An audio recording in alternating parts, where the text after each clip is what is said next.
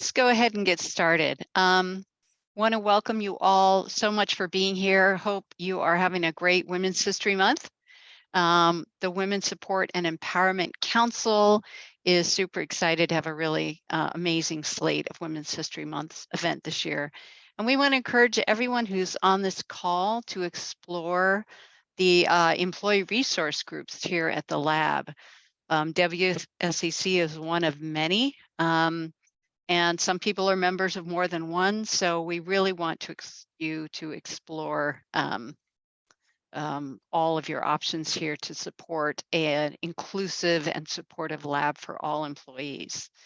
Looks like we, oh, thanks there, Andrea. We have some new events just added to our Women's History Month page. So there are still several more awesome events happening this month. So please check out that link and check out the events coming up. So today we're really excited to have Reshma Singh speaking about the Cradle to Commerce initiative. The lab received quite a bit of funding. You can tell us more about that process, Reshma. Basically to give funding to folks at the lab who want to kind of explore the entrepreneurial route. And the reason Reshma wanted this to happen now, I guess, other than the timing of applications and things like that, is we really want to encourage women to apply to this project. And you don't even have to be a scientist. You don't have to necessarily be a technical person. You could be part of a team that's doing something, you know. So I think Reshma will give us a lot more information about what you should know about this program. So Reshma, take it away. Thank you, Liz, and thank you to WSEC. I've been part of the Women's Support and Empowerment Council for a few years now, but this is the first time we're sort of doing a formal talk, and so I'm very grateful for the opportunity. It's an honor to be here and to meet some of you all, and I hope to have a interactive session with you. This is not meant to be like a one-way street. Today is really meant to also hear from you. So I'm going to be talking about the women's role and the role that various genders can play actually to have a more inclusive and equitable entrepreneurship agenda for climate tech. And as part of this, before I get started, I'd like to also introduce to you some of my colleagues here who are also part of the Cradle to Commerce program. So please come on video, C2C team. I see that Ruby Berkeley is here. Hey, Ruby, thanks for joining. She is a communications lead, along with Mary Weigel, who's also part of the C2C team. Thank you both for being here. And Vanessa Shaw is helping us with operations. So this particular, hey, Vanessa. So this particular program is a very interesting collaboration between the energy technologies area and the IPO. So this is a very cool way of getting a scientific division and a tech transfer division to work together, especially since the administration, the federal government is putting so much emphasis on making sure that we're able to really hit our climate targets. The UN report came out just yesterday. 3 billion people are in climate vulnerable situations already.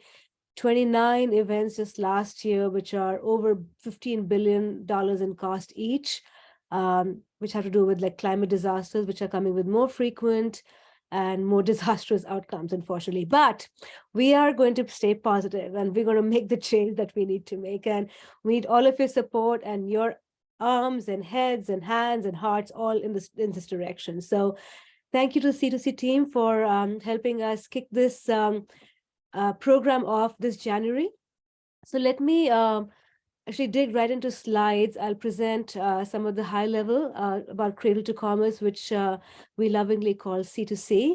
And we'll certainly leave at least 25 minutes for questions, if that's okay. Okay. So starting into my slideshow.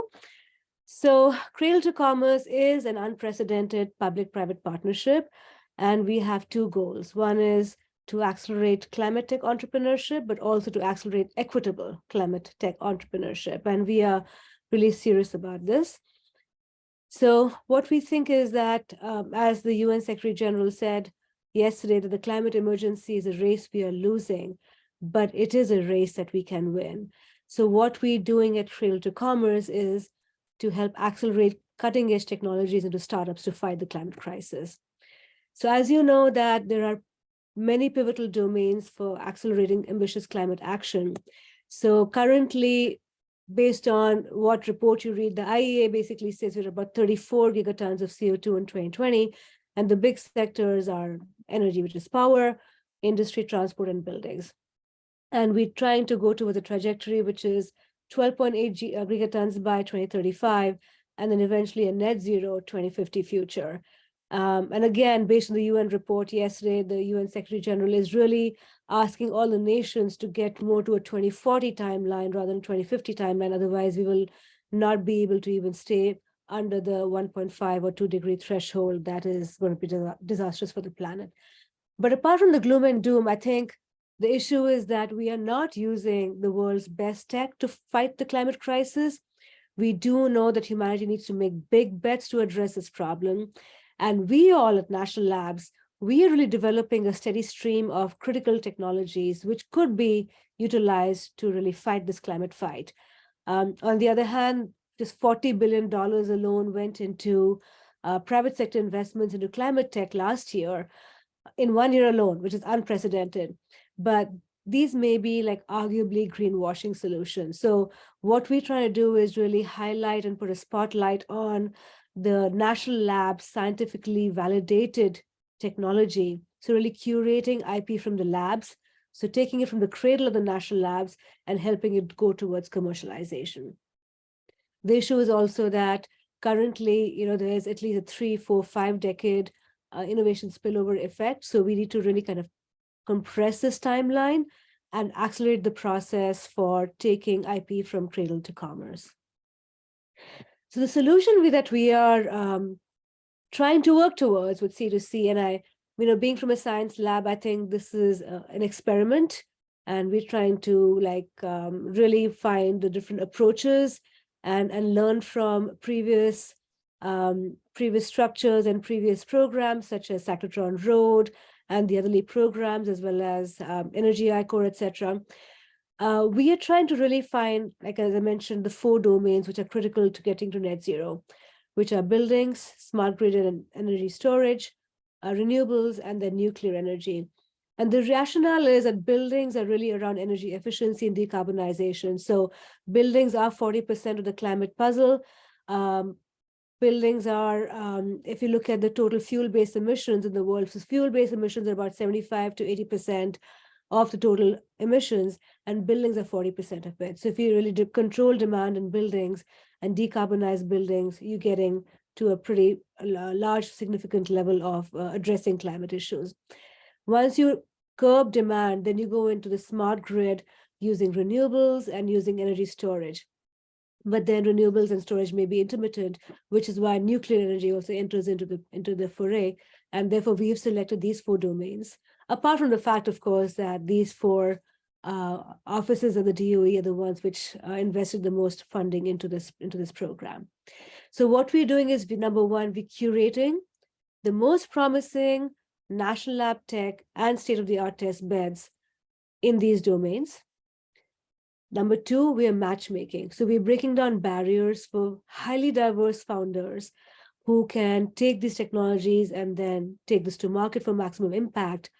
And the third thing that we're doing is we're helping with our private sector incubator partners to guide the private sector towards more focused and dovetail investments.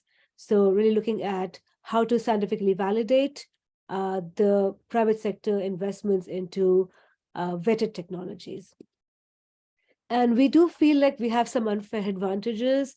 There are a lot of climate tech incubators out there, but with this consortium of 4 national labs and 3 private sector incubators that we have, we are really trying to harness the power of that $12 billion a year that the DOE funds into our national labs, as well as the upcoming 1.5 billion in IRA funds. That's really kind of the national lab and the DOE infrastructure. So there is a plethora of IP sitting at the lab, And there's also ongoing investment to enhance the infrastructure and do the upgrades to continue to churn out really meaningful IP. The second part, which you see in the middle, you see Tom Kirk's Terror, this is actually a Cyclotron Road, that we are pulling together a support system of entrepreneurship, go-to-market support, and prototyping and manufacturing support. And the third thing is we're trying to really facilitate the matchmaking between the brightest minds, which is staff at the National Lab, as well as entrepreneurs who may have the business expertise to do so. So those are our three advantages, or our approach, in fact, which differentiates itself. So at the core of C2C are our nation's powerhouses. We have four national labs across the country. Each of them is leading one domain. LBL, we're leading the renewables domain. Idaho is leading nuclear. Oak Ridge is leading buildings. And Argonne is leading the grid modernization and energy storage domain. And as you know, this is preaching to the choir, but just a high level, that national labs have been developed to really solve those big picture problems, and climate is surely one of those big picture problems that we need to tackle together. And of course, we have the scientific heft, over 100 Nobel Prizes, over 20 elements in the periodic table. So we basically selected labs across the country to really kind of not just be focused on entrepreneurship at the two coasts, which is usually what is being done by the private sector. And we're also adding 3 incubators. So one is One Valley, which used to be called GSV Labs. Some of you may be familiar with it. They rebranded as One Valley, and they're a virtual accelerator. Decisive Point out of New York, Boston, and DC are our partners that focus a lot on DoD. And they have a very deep network with the Department of Defense, as well as other federal agencies. So together, the DOE and the DoD formulate one of the biggest climate tech demand aggregation. So they're the ones who are really investing and also provide the demonstration and the pilot opportunities for being an off-ramp for some of the technologies coming out of incubators. And finally, the Engine at MIT is a third private tech incubator, and they really focus on tough tech. They have a 100,000 square foot facility, which they just built up last year, with wet labs, dry labs, clean rooms, etc. And they have like over $600 million fund for tough tech and hard tech, and climate tech is certainly part of that set of portfolio technologies that they want to invest in. So together, between the private and the public sector, this is what I meant by unparalleled private sector and public sector dovetailing. So the national labs, we bring the scientific heft with the IP, the science support, and the test beds. With the Engine, it's the tech capabilities. With Decisive Point is the business and federal networks. And with One Valley being in the Silicon Valley, it's again a huge fund and investment in commercialization networks.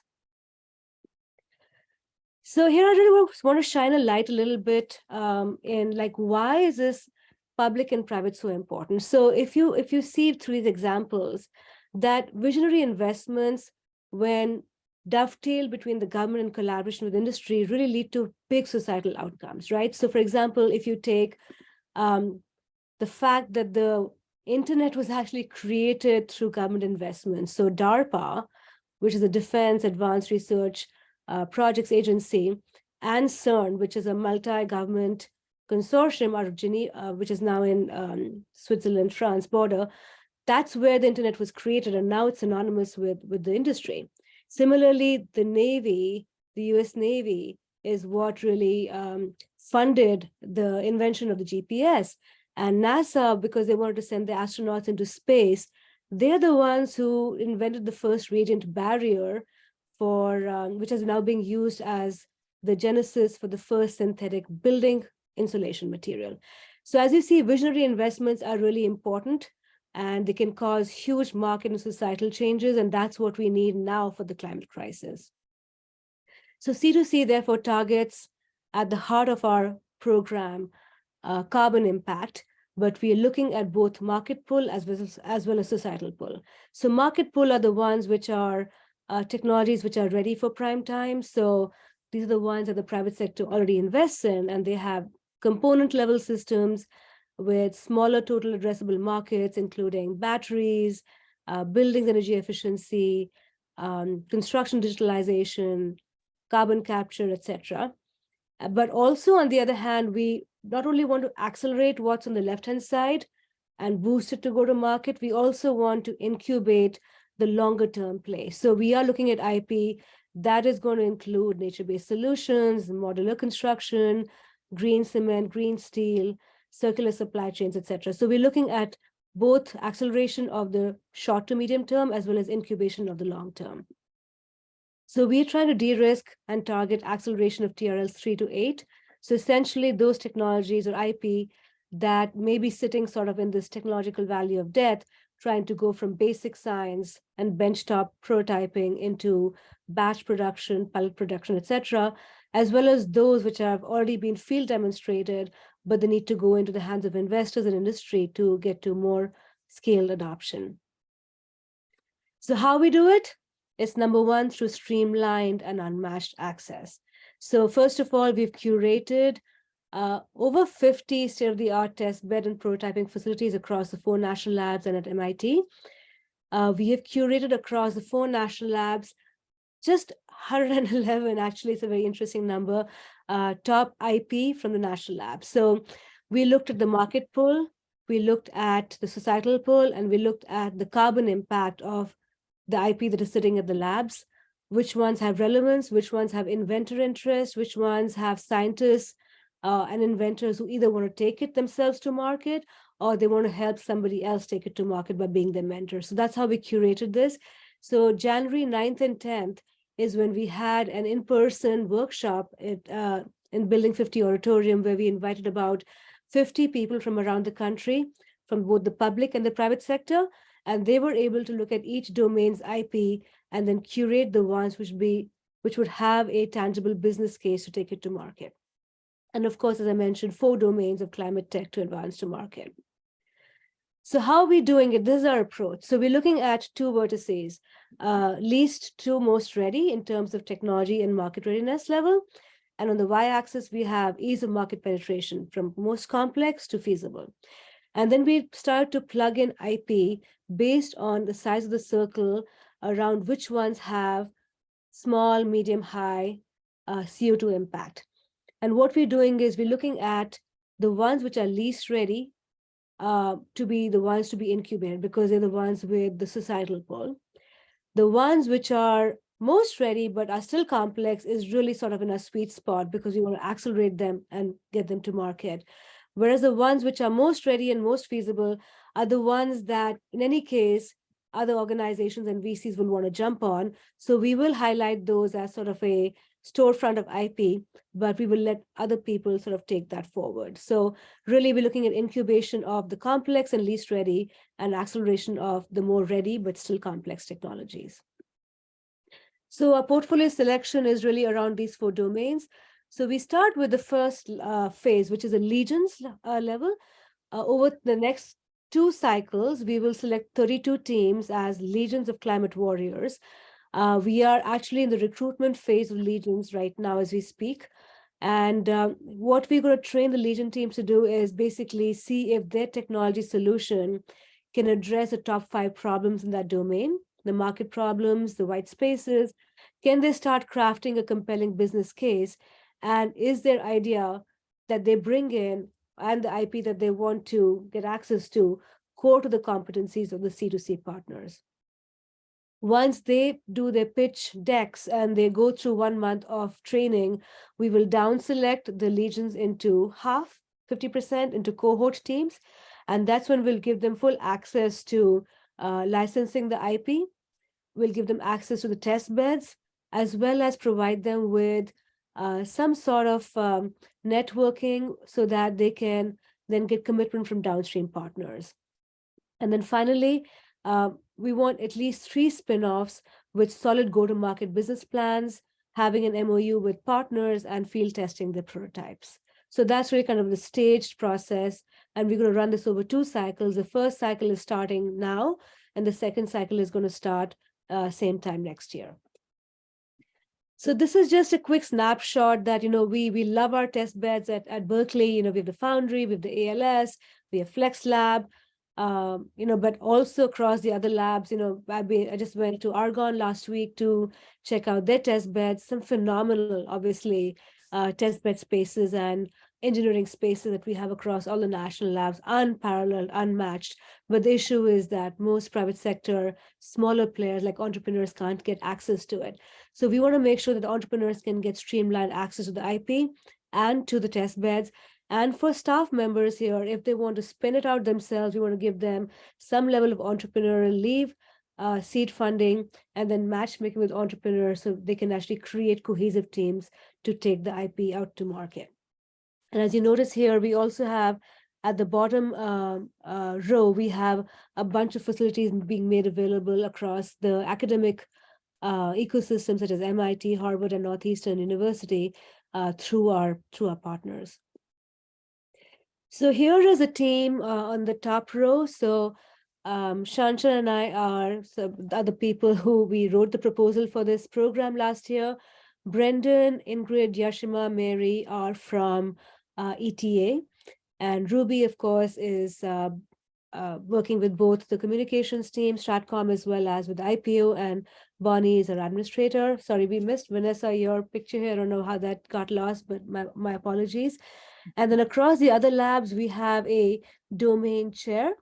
So Oak Ridge, Melissa Lapsa is domain lead for buildings. Lori Brass from Idaho is lead for nuclear.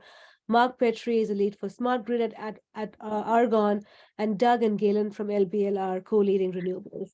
And then from Decisive Point, one of their partners, Ryan, is our partner on C2C coming from New York. Conrad, the director of government programs from the engine at MIT, and Alex Fang, who is at One Valley.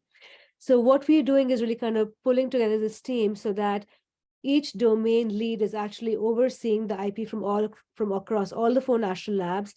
They're overseeing the curation of IP, they're overseeing the matchmaking and the evaluation and the ongoing support for the teams. And each of the domains leads has a 10-member domain committee to help support the teams as they go forward. So here's a timeline. So as I mentioned, 2 cycles. So February, March is when we've launched the application. And April through June is basically when the Legion teams will be onboarded with soft skills provision.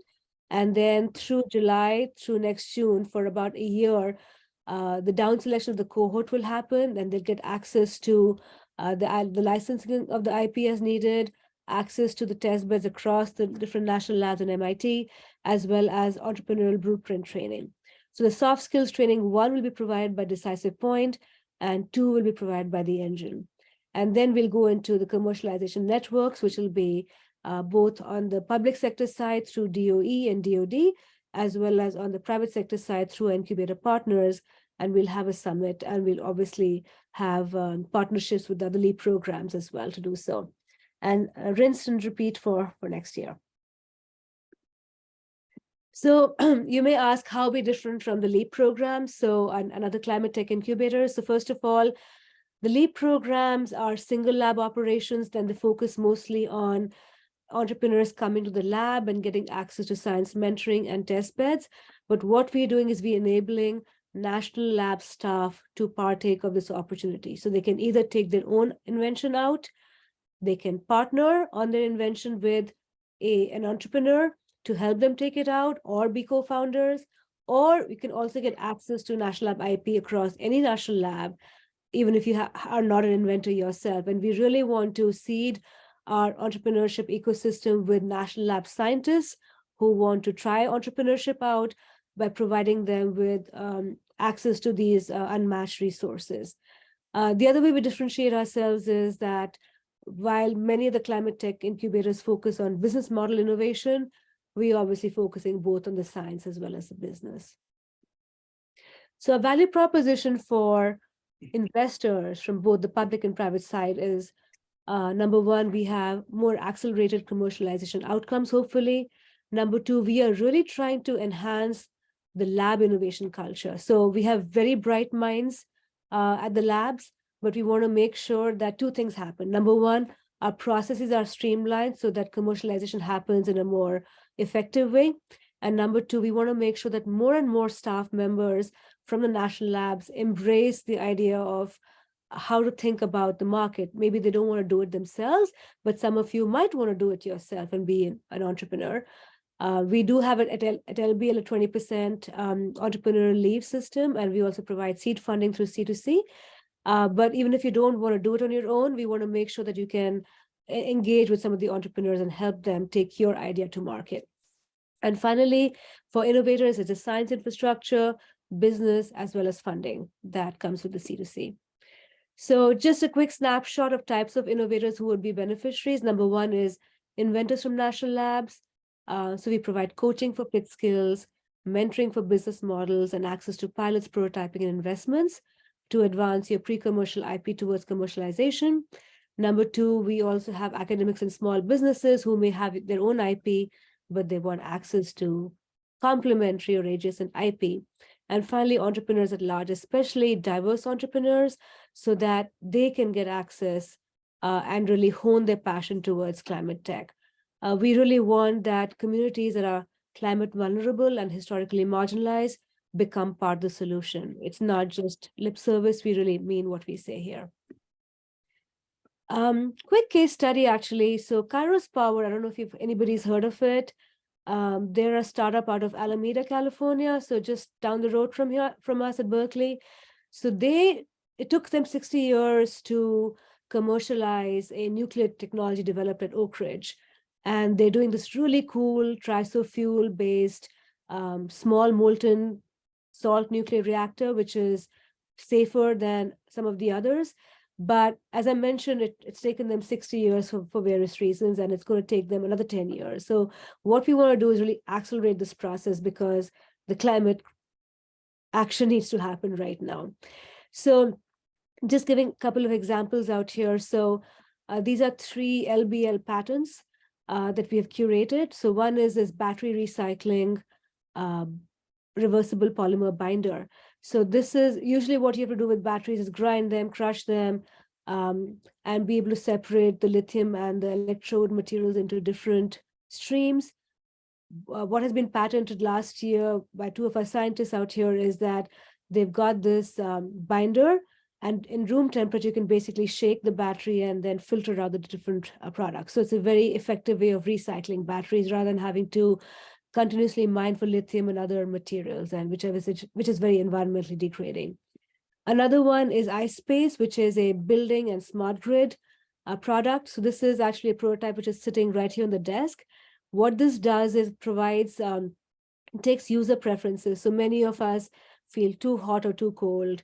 I'm always too cold at my desk at the lab. So what you see out here is this product, which actually takes user preferences based on your iPhone, which is sitting here, and it also talks to the smart grid to understand the peak price signals and the tariff, day-ahead tariff for the utility grid. So this basically software is able to optimize between the building demand, the price signals, and the occupant comfort. So it delivers much better control and energy savings and demand response. Another one is smart roof coating. Usually with the smart pigments and roof paints that are put on the roof, they are put there so that in the summer, the albedo or the heat of the sun gets reflected, which is great for the summer because it reduces cooling costs because you're not capturing heat inside the building. But in the winter, it still continues to reflect the heat, right? Which means that you're not able to capture the heat and decrease your heating loads. So this particular smart roof coating, or TARC as it's called, it automatically turns off radiative cooling in the winter so that you can decrease your energy costs and be more comfortable. So in essence, such IP will basically go to the C2C program. So a Legion team will get access to this IP. They will develop soft skills training and learn about the IP, learn how to pitch and talk through it, understand the go-to-market, and also understand what the carbon implications of that IP are.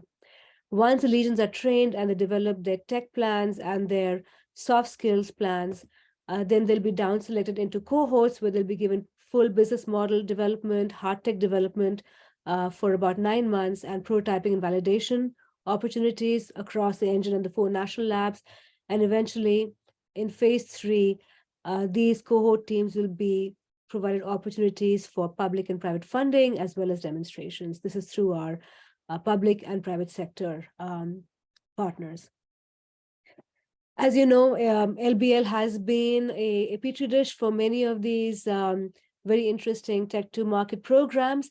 Cyclotron Road, founded in 2015, so 8 years, highly successful. They spun off Activate Energy, $400 million raised in follow-on funding. But the beneficiary here was the entrepreneur at large who came in with their own IP and own ideas and just used the lab space and lab mentoring.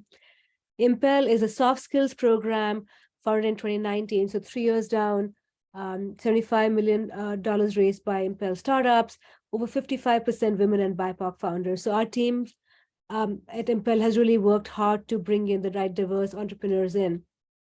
And of course, we have the IRA coming in. So we do have a track record, and we want to continue to work on this to create C2C as a success and to really get to our targets.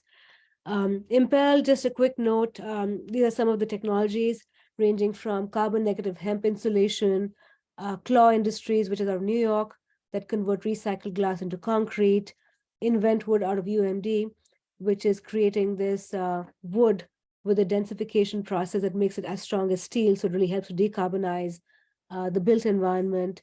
Shower Stream, which is an IoT device which fits on top of hotel showers, so it can really understand and cut off the hot water stream if there's no occupant in the shower. And Ultrasonic Technology Solutions, another Impel company that uses piezoelectric transducers to avoid heat-based drying and really saving energy using mechanical shaking and vibration as part of the drying process. So, the Impel team has done this, the Cyclotron Road team has done this. So we want to make sure that we bring this back to the LBL staff and make sure that our scientists, especially our women engineers and scientists and staff, are able to avail of these opportunities with C2C. So eventually what we want to do with C2C is bring in the IP, bring in the venture capital and public funds and the private sector partnerships so we can do climate specific enterprise creation, whether it be born out of scientists or entrepreneurs or a mix of the two. Number two, really get to the equitable startup ecosystem. And finally, really get to abundant access to clean energy and net zero. So here in a nutshell is the Cradle to Commerce program with its partners. So as you know, Berkeley is where we have renewables and we have 27 IP, and then National Lab and other test beds across all the different partners. Idaho is where nuclear domain leadership resides.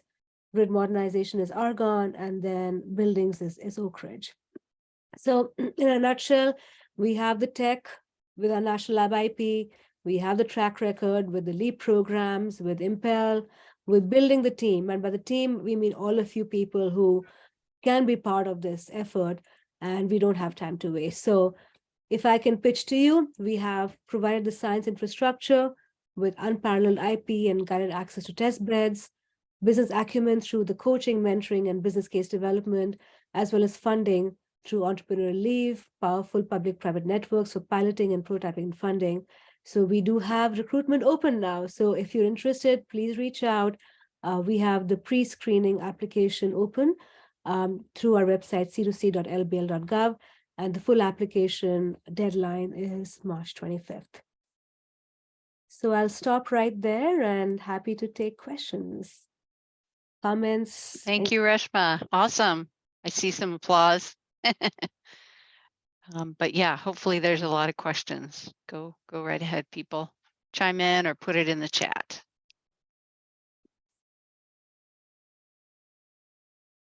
Yeah, maybe I can seed this conversation a little bit by asking if there is appetite at Berkeley Lab. I know that we have had about 150 applications come in already, and out of them about, I would say, 5% are national lab from across the different national labs. But I just wanted to see, I remember when Cyclotron Road was launched as M37 by Langor at LBL, a lot of scientists and researchers and engineers were interested at that time, but then it was made apparent that those programs were meant for external entrepreneurs to bring their own IP and sort of do spin-ins. So I wanted to understand just from this our ecosystem out here, everybody here in today's call, is there an appetite for lab staff to avail of these opportunities for entrepreneurship?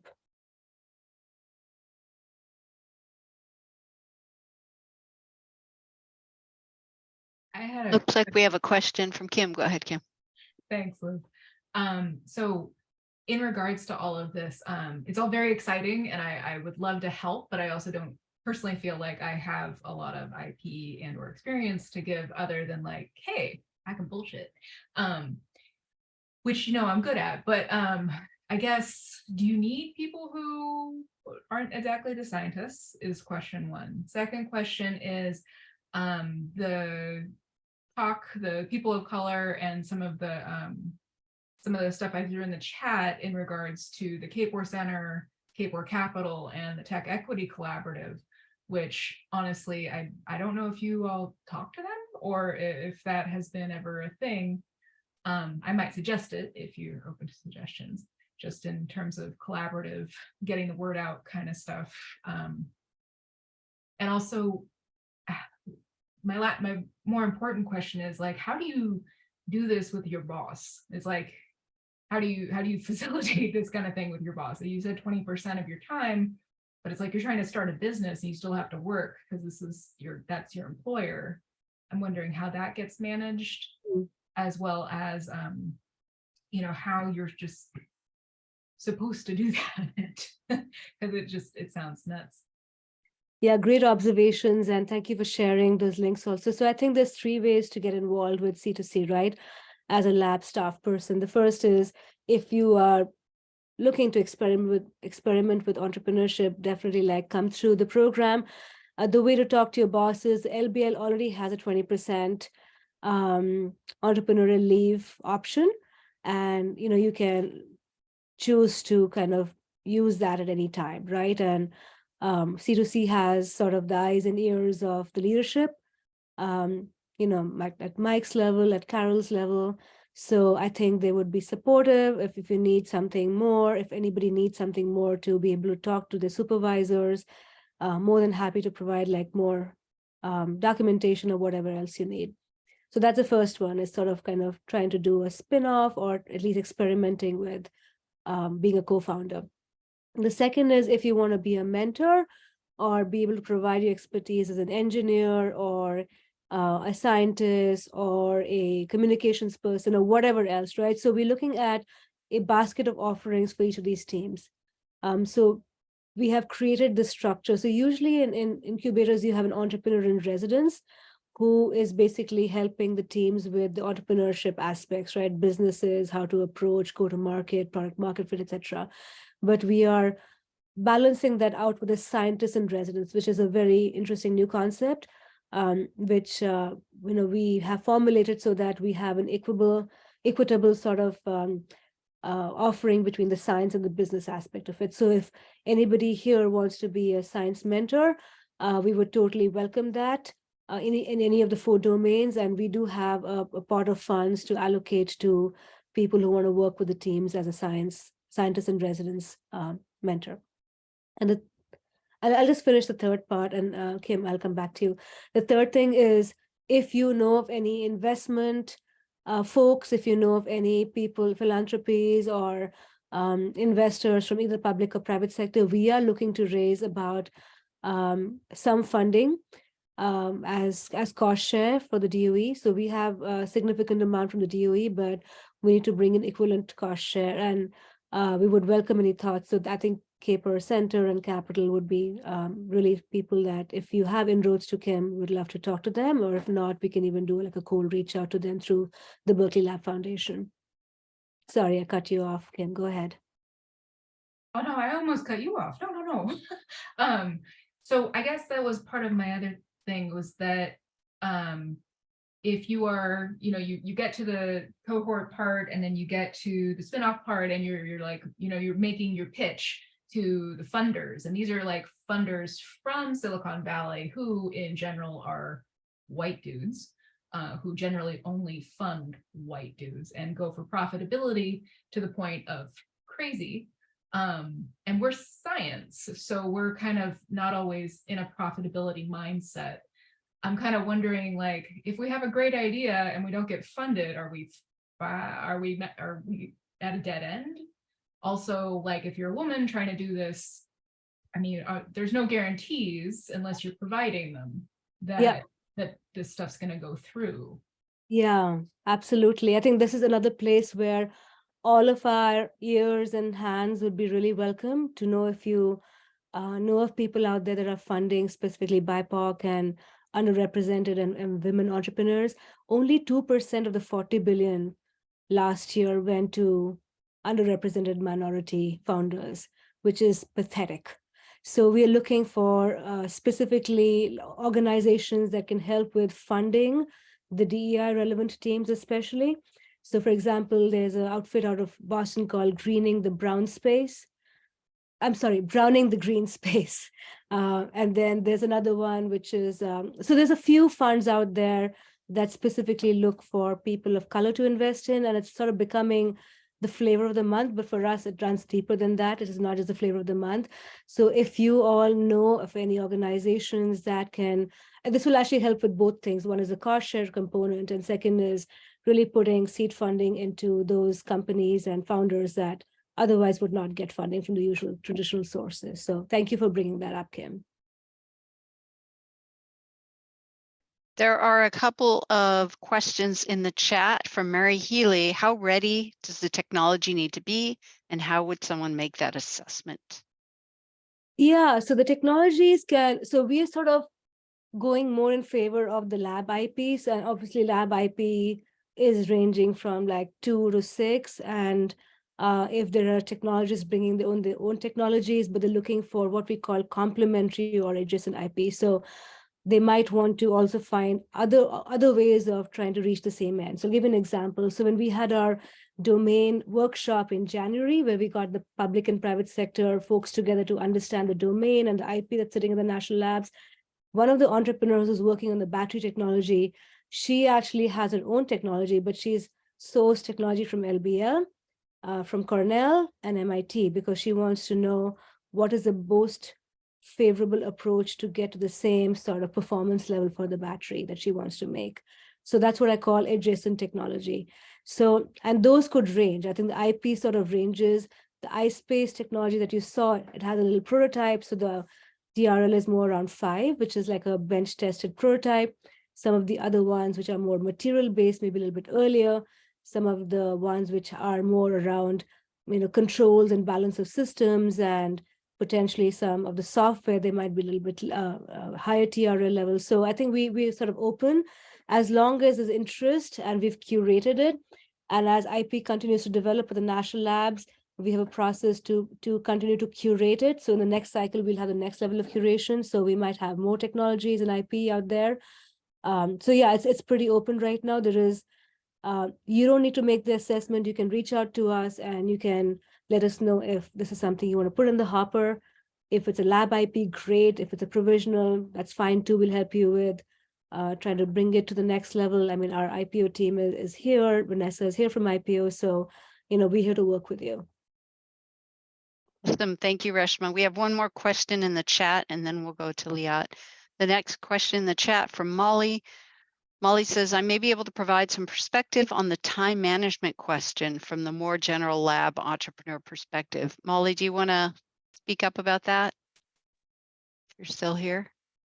Sure. I don't know if this is maybe specific to only Kim's question, and if it is, Kim, I'm happy to take that offline.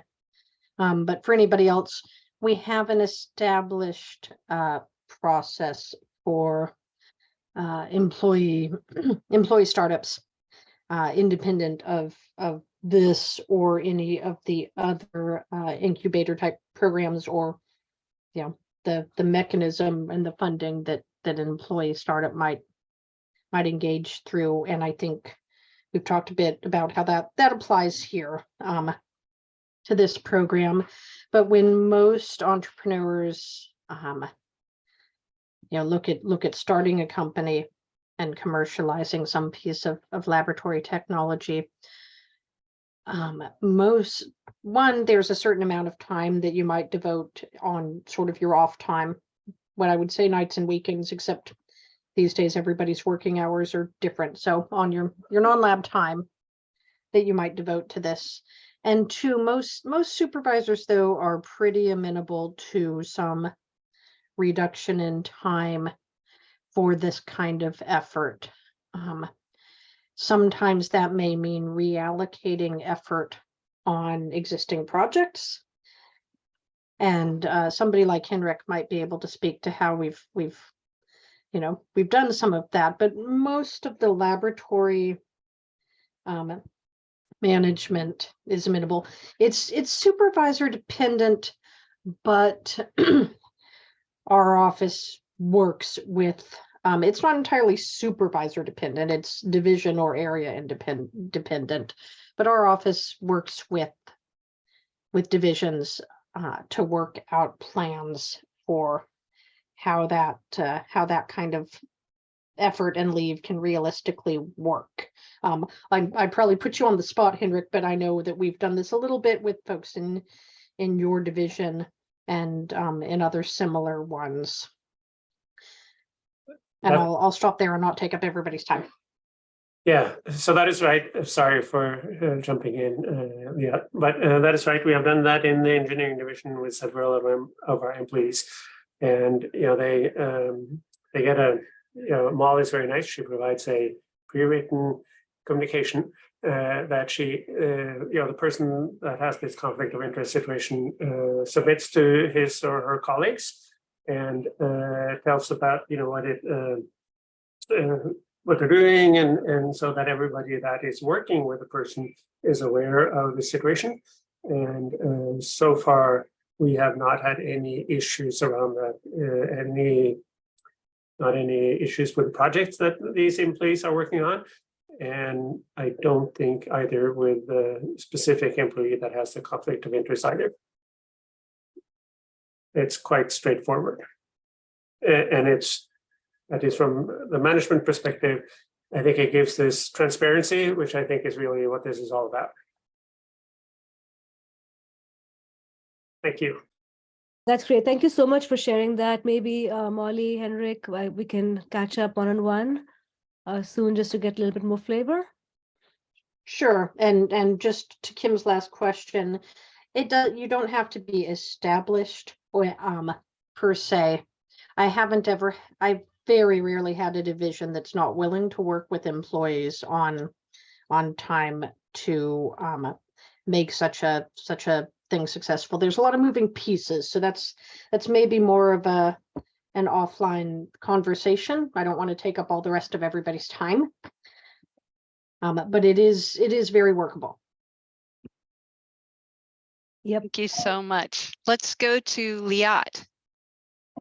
Hey, I was just wondering how much of this program has been dedicated to things like climate justice or environmental justice projects, things that deal with the impacts of climate change on communities that are generally marginalized,